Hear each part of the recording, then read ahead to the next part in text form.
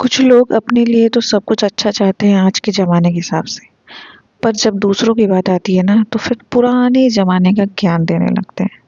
Hello everyone, good morning. और ये इस मॉर्निंग की सुबह हो गई थी, लगभग 10 से 11 बज रहा होगा। और मैं यहाँ पर उठ गई थी, चीकू रजाई में, सॉरी, कंबल में सो रही थी। ये झाड़ू कर रहे थे। जैसा कि मैंने बता रखा है प्रीवियस ब्लॉग में कि मेरे हाथ में प्रॉब्लम है। मैंने झाड़ू और पोछा लगातार कर दिया था, जिस वजह से प्रॉब्लम शुरू हो गई थी। आज प्रॉपर झाड़ू लग रहा था, हर कोने में अच्छे से हटा उटा करके, चीकू का बेड वेड सब। मैं इधर मशरूम मटर उबालने के लिए रख रखा था, तो उसको निकाल के फिर मैंने हल्का सा फ्राई किया। ये लेकर के आए थे कि हाँ बनाना है इसका कुछ, तो मैं मशरूम मटर और सागा प्याज मिक्स करके लटपटा सा सब्जी बनाने वाली हूँ। साथ ही मैं और भी आलू और मटर है बॉईल करके रख दूंगी, चाहे कुछ जो बनना होगा इवनिंग में या फिर नेक्स्ट डे बन जाएगा।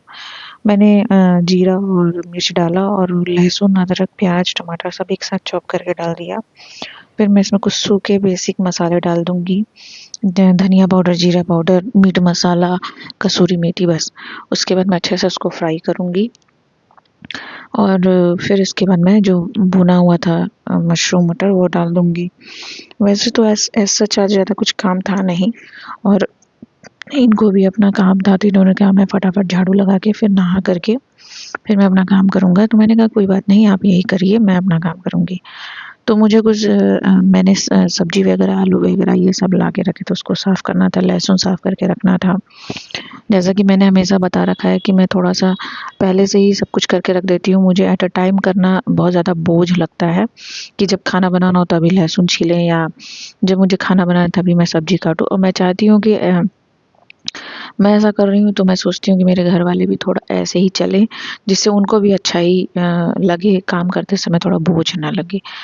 तो मैं अभी सारी सब्जियाँ साफ़ करके, जैसे लहसुन हुआ, सादा प्याज हुआ, आलू हुआ, मटर हुआ, गोभी हुआ, ये सब फटाफट काट के अच्छे से धुल के सुखा करके बाकायदे फ्रिज में रख दूँगी।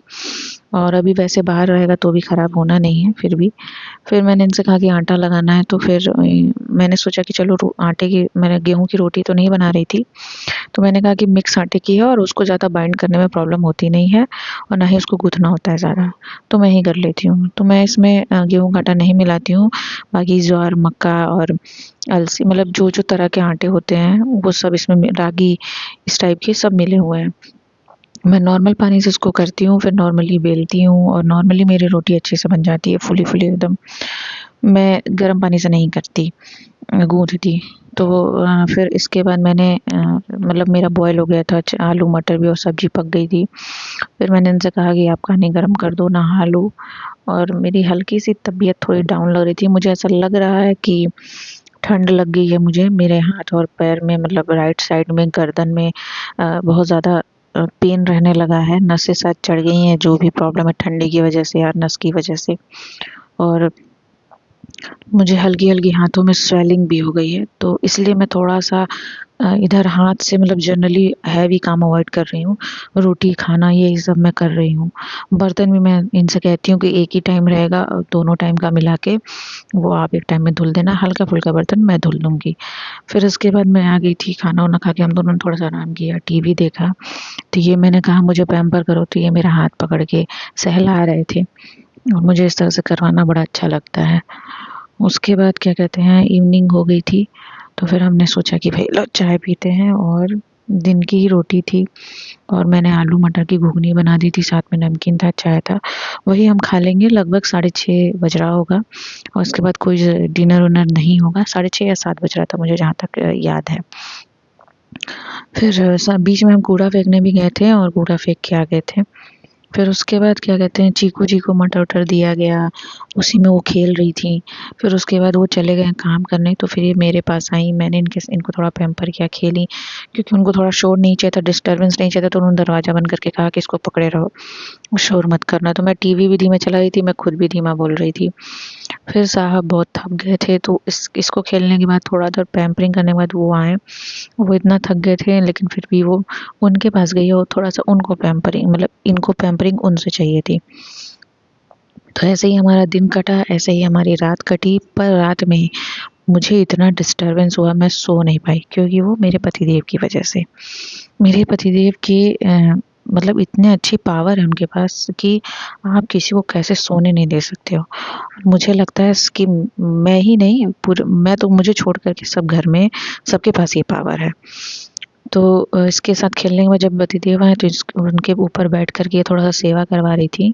फिर हम थोड़ा सा स्ट्रेंजर थिंग भी देख रहे थे और पुरानी चीज़ों को रिपीट पे देख रहे थे, क्योंकि इधर कुछ नया आ नहीं रहा है। और सोनी लिव और पे आ रहा है, पर वो मेरे को रिचार्ज नहीं है मेरे पास। फिर मेरा ऐसे ही नॉर्मल दिन गया। फिर मैंने इनसे कहा कि चलो भई आप थक गए हो तो सो जाओ। इसको उसके मतलब उनके साइड में वो सोती है और इधर मैं सोती हूँ। और जैसे ही हमने सोने की कोशिश की तो देखा कि भाई आप मेरे पतिदेव का खर्राटा सुनो। मैंने पूरा वीडियो नहीं डाला है, मैंने थोड़ा-सा ही वीडियो डाला है, पर आप सुनो।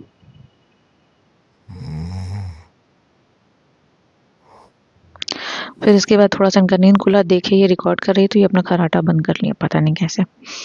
तो चलिए जी, बस इतना सा ही ब्लॉग था। और फिर मैं इनको थोड़ा-सा पैम्पर करने लगी। इनको अच्छा लगता है कि जब मैं सोऊँ तो मेरे बाल छुओ।